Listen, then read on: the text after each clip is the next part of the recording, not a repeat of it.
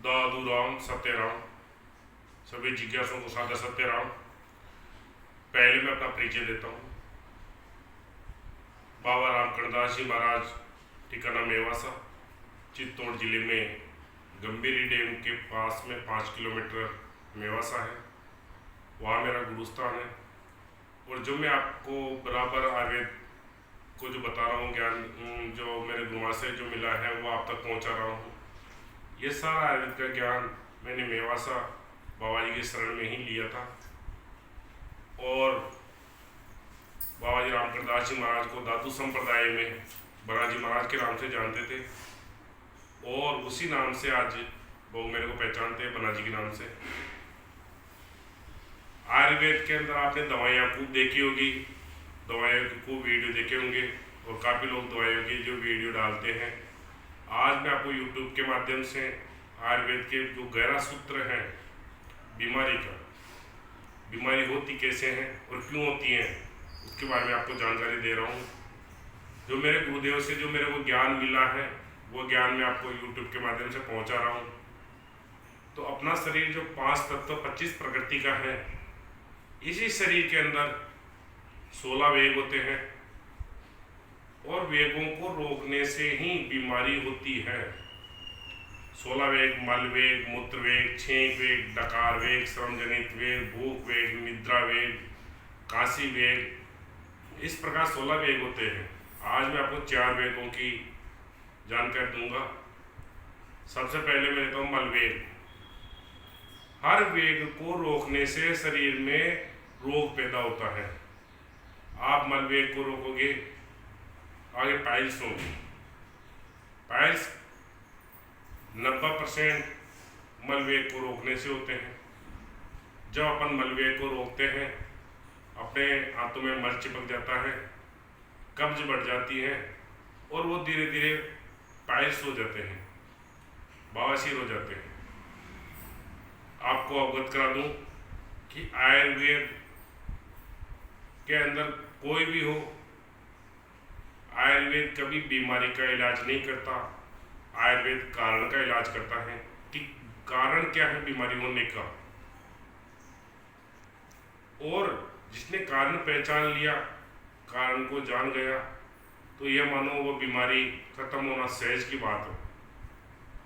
यदि मलवेग को रोकने से पाइल्स हुए हैं, तो आप उसके अंदर जो औषधि का प्रयोग करें वो औषधि दस्तावर हो।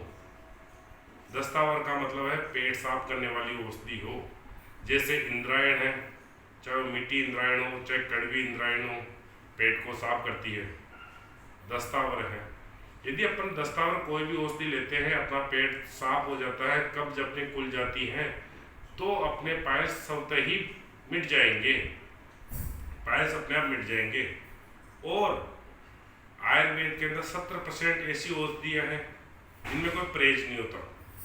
30% ऐसी औषधियाँ, रसायन औषधियाँ जिसमें परहेज होता है। बाकी आयुर्वेद के अंदर औषधियों के परहेज नहीं होते हैं। वो औषधियों के परहेज उन्हीं में होते हैं जो रासायनिक औषधियाँ हैं। बाकी जो परहेज होते हैं वो बीमारी के ही परहेज होते हैं। जैसे किसी को पाइल्स हो गया तो डॉक्टर और वैद्य ये कहेंगे आलू, बैंगन, बेसन, चावल, मसाले वाली चीज़ें बंद कर दो। अर्थात जो कब्ज करती हैं और गर्मी को बढ़ाती हैं, अपने पेट में जो गर्मी बढ़ जाती है, गर्मी से ही पाइल्स होता है। आलू भी गर्मी करता है, बेसन भी गर्मी करता है, बैंगन भी गर्मी करते हैं। ऐसी चीज़ों को मत खाओ जो गर्मी करें। और यदि जो औषधि आप ले रहे हो वो औषधि दस्तावर है और आप पानी बराबर पी रहे हो और आपके आते साफ है, तो पाइल्स अपने आप स्वतः ही खत्म हो जाएंगे। अब मलवेग के बाद में जैसे मूत्रवेग है। मूत्रवेग को आप यदि रोकते हैं तो आपके निश्चित ही पथरी होगी। मूत्रवेग को रोकने से पथरी होगी, और मूत्रवेग को रोकने से आपके बॉडी के अंदर एसिड बढ़ जाता है। यदि अपनी बॉडी के अंदर जो एसिड है उसका बाहर आने का मार्ग सबसे बड़ा यूरिन है। यदि यूरिन से ही पेशाब बाहर आता है, और मूत्रवेग को रोकने से बॉडी में एसिड बढ़ता है। एसिड क्या है? यदि अपने शरीर में एसिड बढ़ता है तो अपने जॉइंट पेन होना, नसों में तकलीफ होना, मांस में दर्द होना, ये सब एसिड का ही काम है। और एसिड बाहर निकालने का सबसे बढ़िया साधन है यूरिन। अब यदि कोई पेशाब को रोकता है तो पेशाब रोकने से पथरी होगी और वो एसिड बाहर नहीं आएगा। और जब वो एसिड अपनी बॉडी का जो एसिड है वो हड्डियों में जाता है तो जॉइंट पेन होता है। यदि मांस में जाता है तो आम बात होता है। और यदि वही एसिड जो नसों में उतर गया तो जैसे सर्वाइकल पेन होना, साइटिका होना, ये सब उसी का कारण है। तो आप यदि मूत्र वेग को नहीं रोकोगे और मूत्र यदि बराबर आता रहा तो अपनी बॉडी का एसिड बाहर आ जाएगा और अपनी जो किडनी है वो भी क्लीन रहेगी। और जब किडनी क्लीन रहेगी तो कोई पथरी का चांस नहीं होता। अब यदि किसी के पथरी है तो उसको जो औषधि देते हैं तो वो देते हैं बहुमूत्रादि, मूत्रकच्च, जिससे मूत्र का प्रेशर बढ़ता हो। और यदि मूत्र का प्रेशर बढ़ेगा तो धीरे धीरे पथरी कट के अपने आप बाहर निकल जाती हैं। इसीलिए आयुर्वेद के अंदर जो भी बीमारियां हैं वो बीमारियां केवल वेगों को रोकने से होती हैं और जो औषधियाँ होती है उस वेग को बढ़ाती है, उसी से अपने आप बीमारी ठीक हो जाती है। अब तीसरा वेग है भूख वेग। यदि कोई भी आदमी अपनी भूख को मारता है, समय पर भोजन नहीं करते हैं या भोजन में लापरवाही रखते हैं, तो भूख को मारने से अपनी आंतें कमजोर होगी। और जब आंतें कमजोर होगी और एक बार आंतें कमजोर हो गई उसके आगे आप यदि भोजन करोगे तो आपके आंतें भोजन को नहीं पचा पाएगी। और जो आप पानी पियोगे उससे भोजन सड़ता रहेगा और जब भोजन सड़ता रहेगा तो आंतों की चिपक जाएगा और आपकी भूख धीरे धीरे बिल्कुल शांत हो जाएगी। अब जब भूख मर जाती है तो आंतों में अल्सर हो जाते हैं। अब अल्सर होने के बाद में आदमी चाहते हुए भोजन नहीं कर सकता और भोजन करता है तो पचता नहीं है। अब उसके लिए अपन को क्या है, जैसे अल्सर हो गए, अल्सर होने वाली भूख नहीं खुलती, भोजन नहीं कर सकता, तो इसके लिए सबसे बढ़िया औषधि जैसे इंद्रायण है, मिट्टी इंद्रायण, जिसको अपने राजस्थान में काचरी कहते हैं, काचरा कहते हैं। काचरा एक ऐसी चीज है, एक दिव्य औषधि है। चाहे आंतों में किसी प्रकार का रोग हो, चाहे वो अल्सर हो, चाहे आंतें कमजोर हो, वो अपने आप उसको शुद्धिकरण कर देता है।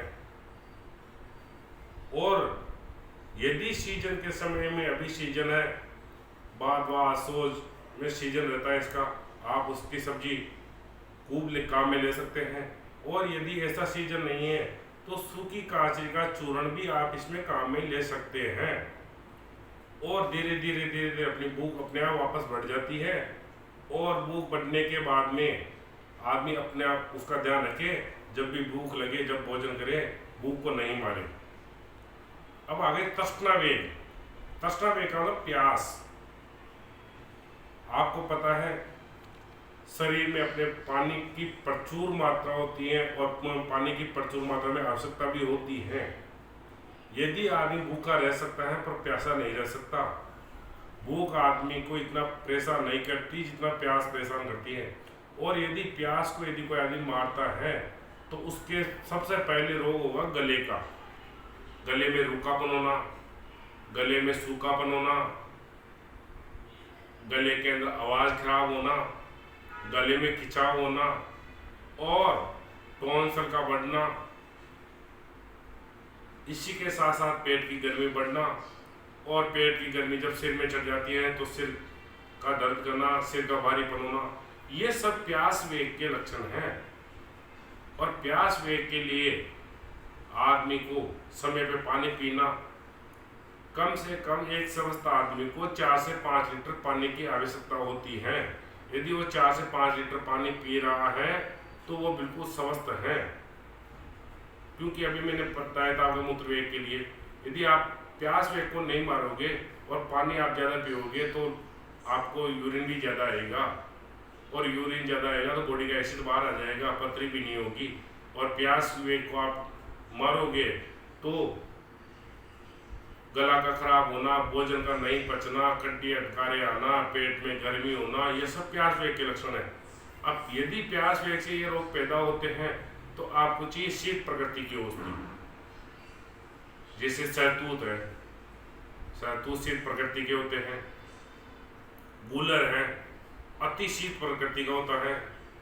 गूलर की छाल है, वो भी अति शीत प्रकृति की होती है। बूंदी है, जिसके अपने मटर के दाने के बराबर या उससे भी छोटे लाल लाल फल आते हैं, बहुत मीठे होते हैं, बूंदी है। इनकी तासीर बहुत ठंडी होती है। तो यदि अपने बॉडी में गर्मी बढ़ गई तो उसको अपन यूज करेंगे तो अपने शरीर की तासीर ठंडी हो जाएगी। तो आज मैंने आपको 4 वेगों के बारे में बताया। एक वेग को रोकने से 10 बीमारी पैदा होती है। मल वेग को रोकोगे निश्चित ही बवासीर होगी। मूत्र वेग को रोकोगे निश्चित ही पथरी होगी। भूख वेग को रोकोगे निश्चित ही छाले होंगे। और प्यास वेग को रोकोगे निश्चित ही आपका गला खराब रहेगा। अर्थात वेगों को रोकने से बीमारी होती है। अब आपको यह समझना है कि अपने शरीर में बीमारी आई कहाँ से? अपन ने खुद ने पैदा की है, अपन ने खुद ने उस बीमारी को उद्गम किया है। अर्थात अपन इन छोटी चीजों पे ध्यान नहीं देते, अपन बीमारी होने के बाद में केवल बीमारी को पकड़ लेते हैं और फिर लोगों को कहते हुए या डॉक्टर को कहेंगे या वैद्य को कहेंगे या अपने नेट पे देखेंगे कि इस बीमारी की औषधि क्या है। और मैं बार बार पुनः आपको कह रहा हूँ कि आयुर्वेद कभी भी रोग का इलाज नहीं करता। आयुर्वेद 90% कारण का इलाज करता है। यदि आप डॉक्टर के पास, वैद्य के पास जाते हो तो उसको कहते हो मेरी बीमारी हो गई, आप कह देते हो, पर उसको ये नहीं पूछते कि मेरे बीमारी होने का कारण क्या है। आप कारण के लिए पूछो कि बीमारी होने का कारण क्या है, और फिर उस कारण को समझ के उस कारण का निदान करो, सब ही आप स्वस्थ हो जाएंगे। क्योंकि अपना शरीर है, अपन इसको पढ़ सकते हैं। इसी के साथ साथ कई बार अपन देखते हैं कि कोई चीज़ को खाने से अपने पेट में नुकसान होता है। कई चीज़ें ऐसी हैं जिससे अपन को एसिड ज़्यादा बढ़ता है, कई चीज़ें ऐसी हैं जो कब्ज ज़्यादा कर देती हैं, कई चीज़ें ऐसी हैं जो पेट में गर्मी बढ़ा देती है। अपनी बॉडी उन चीज़ों का सिग्नल देती है और उस सिग्नल को अपन समझ नहीं पाते। और उस सिग्नल को यदि अपन समझ के उस चीज़ को यदि दोबारा यूज नहीं करें तो कभी रोग बढ़ेगा नहीं, और कभी रोग बढ़ेगा नहीं तो आपकी काया, आपका ये शरीर बिल्कुल स्वस्थ रहेगा। और पहला शुभ निरोगी काया है। यदि अपना शरीर जो निरोगी है, सबसे बड़ा धन अपने पास यही है। मैं आज भी बार बार सबको ये कहता हूँ, मेरे पास भी कितने पेशेंट आते हैं, मैं उनको उनकी बीमारी के लक्षण कारण जान के उनकी नाड़ी के अनुभव से, नाड़ी भी हमेशा वेगों का ही परिचय देती है। उनकी नाड़ी को देख के मैं खुद भी उनको औषधि से ज़्यादा यही चीज़ कहता हूँ, आप इस चीज़ का खाने पीने का ध्यान रखें, अपने आप स्वस्थ हो जाएंगे। क्योंकि मेरे गुरु महाराज ने जो मेरे को ज्ञान दिया है वो इसी तरीके से दिया है कि अपन को पहले उसके कारण को पकड़ना है। बीमारी को मत पकड़ो, बीमारी को छोड़ दो। यदि कारण का निदान हो गया तो बीमारी का स्वतः ही निदान हो जाएगा। आज सब लोग बीमारी के पीछे दौड़ते हैं, बीमारी को पकड़ते हैं। आज मैं आपको एक छोटी सी बात बताऊँ, पाइल्स के लिए मैं कई बार सुनता हूँ, वहाँ 7 सूत्र से ऑपरेशन होता है, वहाँ पाइल्स को खेल देते हैं, वहाँ पाइल्स का उनको काट के फेंक देते हैं, वहाँ ऑपरेशन होता है। आज आपने पाइल्स का ऑपरेशन करवाया और यदि आपके पेट में गर्मी है, यदि आपके कब्ज रहती है, मैं 101% आपके वापस दोबारा पाइल्स होंगे। क्योंकि जो कारण था वो खत्म नहीं हुआ, केवल बीमारी खत्म हुई है।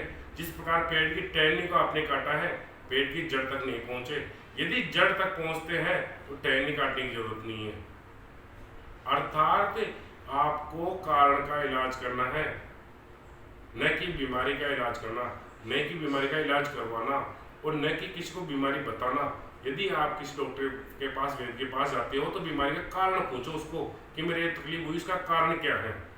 यदि आप कारण को पूछते हो और कारण आपको समझाता है, यदि कारण आके समझ में आता है तो बीमारी एक बार तो गई, पर बाकी दोबारा कभी जीवन में नहीं होगी, क्योंकि आपको पता रहेगा उस चीज़ का। तो मैं बार बार आपसे यही निवेदन करता हूँ, मैं आपको YouTube के माध्यम से जानकारी दे रहा हूँ।